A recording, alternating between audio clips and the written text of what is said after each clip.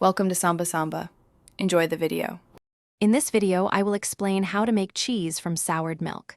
First, it's vital to understand that we're talking about milk that has naturally curdled or gone slightly sour, not milk that is truly rotten, moldy, or smells foul.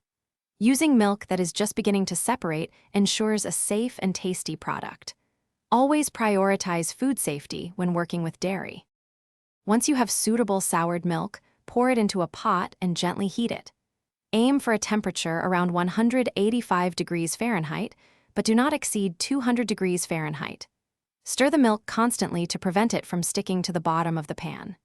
As it heats, you will notice the milk solids, or curds, beginning to separate from the yellowish liquid, which is the whey. After the curds and whey have clearly separated, remove the pot from the heat. Carefully pour the entire mixture into a colander lined with cheesecloth or a very fine sieve. Allow the whey to drain completely from the curds. For a milder tasting cheese, you can gently rinse the curds with cold water at this stage. Once drained, gather the cheesecloth around the curds and gently squeeze out any remaining whey. You can also place a weight on top of the curds to press out more moisture, creating a firmer cheese. Now, add salt and any other seasonings you prefer. Finally, refrigerate your homemade cheese for at least a few hours to allow it to firm up before enjoying. Thanks for watching. Consider subscribing if we helped you.